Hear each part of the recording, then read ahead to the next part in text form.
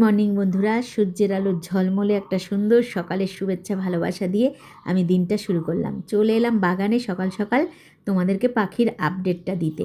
চলো, দুটো কাজ নিয়ে এসেছি। ফার্স্ট কাজ এটাই করছি, কারণ বাগানে ঢুকতেই কিন্তু এই পাখির বাসাটা আছে, দেখেছো?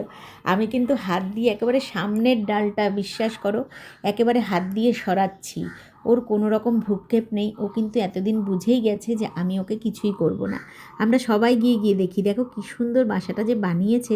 আর বিশ্বাস করো, কেমন কেমন জিনিস দিয়ে বানিয়েছে না, এত সুন্দর লাগছে। মনে হয় কি যেন গোল গোল তার দিয়ে নানান রকম কালারিং, মানে সে যে কি অপূর্ব, কি জানি কোথা দিয়ে কি আনে ঠোঁটে করে, কত কিছু দিয়ে বানিয়েছে। বাসাটা যখন দেখি তখন মনেই হয় না। এবারে চলো, চলে যাচ্ছি দ্বিতীয় কাজ যেটা করতে এসেছি। হ্যাঁ, আমি কাজ করতে এসেছি। দেখো, যাওয়ার সময় দেখায় পেঁপে গাছটার জন্য খুব কষ্ট লাগছে। কত বড় বড় সাইজের পেঁপে হয়। গাছটা হঠাৎ করে কি যেন হলো, গাছটা না মরে যাচ্ছে জানো। আর আসলাম কারি পাতা নিতে। তো দেখো, এই যে আমগুলো ঝুলছে, দেখেছো তো? ভাবছি কি দুটো আম নিয়েই নিই, কেন এই আমগুলো না কবে আবার ঝড় বৃষ্টি হবে, পড়ে যাবে। তার থেকে দুটো আম, কাঁচা আম পেড়ে নিলাম। এখনও গাছের কাঁচা আম খাওয়া হয়নি, তো কিনে এনে খাওয়া হয়েছে। গাছের থেকে দুটো আম আমি পেড়ে নিলাম। আর এই যে নিয়ে নেব একটু কারি পাতা। তো কারি পাতা গাছটা জানো তো অনেকটা ঝাঁকড়া ছিল, মা এগুলোকে কেটে কেটে দিয়েছে, ছেটে ফেলেছে আর কি।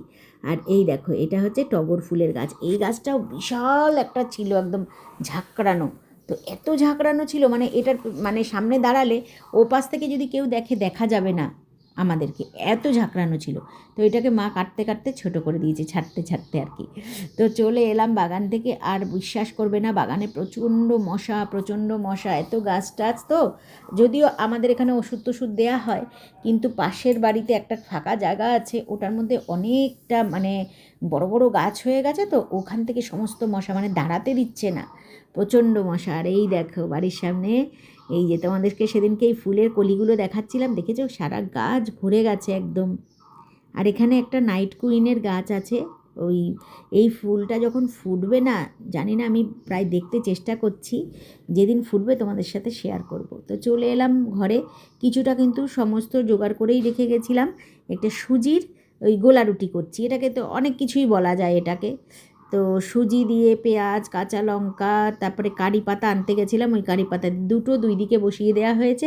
তো আমি ফোনটা ধরে রয়েছি, মেয়েকে বলছি তুই এটা করে দেখা, কর। তো মেয়েকে একটু চেষ্টা করছে, বলছি গোল করো গোল করো। ওর একটা চেষ্টা মানে চেষ্টা চলছে, সে গোল করার জন্য চেষ্টা করছে। তাই আমি বলছি গোল করে করো। তা যাই হোক, ওকে দেখালাম, দুটো করলো। আর বাকিগুলো কিন্তু আমি সমস্ত করে নিলাম। আর দেখো, এই যে খাবার সবাইকে দিয়ে দিয়েছি, আজকে এটা দিয়েই সবাই টিফিন সারবো। তো নিয়ে নিয়েছি আর একটু দইয়ের রায়তা করে নিলাম, নোনতা নোনতা দইয়ের রায়তা বানিয়ে নিলাম, ডিম সেদ্ধ। আর দেখো আছে সুজির গোলা রুটি, আর আছে এখানে এক টুকরো শশা, এক টুকরো তরমুজ নিয়েছি। আরও আছে কিন্তু আমি নিইনি, ভালো লাগছে না সকালবেলা এত কত খাবো বলো। আর ডিম সেদ্ধ একটা নিয়েছি, আর রায়তা নিয়েছি। আমার এই ডিম সেদ্ধটা খাওয়ার এখন ইচ্ছা ছিল না, আর ফলটা খাওয়ার এখন ইচ্ছা ছিল না। কিন্তু যাই হোক, ব্রেকফাস্টের সাথে কিন্তু একটা ফল খুবই খাওয়া দরকার, জরুরি। তো অন্য কোনো ফল না হলেও একটা কলা অন্তত অবশ্যই খাওয়া প্রত্যেকেরই দরকার। হাসছি ঠিকই, কিন্তু বিশ্বাস করো তোমাদের সামনে আমার লজ্জাই লাগছে হাতটা দেখাতে। তো যদিও ভিডিওটা করছি দেখা যাচ্ছে, তার জন্য দেখালাম। বাগানে গেছিলাম একটা এনার্জি নিয়ে, একটা মন নিয়ে, একটা খুশি নিয়ে, কিন্তু যখন ফিরলাম তখন সেই খুশিটা আর রইল না। এত মশা আমাকে কামড়েছে, আমার মুখের থেকে সব হাসি চলে গেছে। বিশ্বাস করো, মনটা খুব খারাপ হয়ে গেছে, খুব জ্বালা করছে। তো টাটা বন্ধুরা, খাবার তো খেতেই হবে, খাবারটা কিন্তু খুব ভালো হয়েছিল। টাটা বন্ধুরা।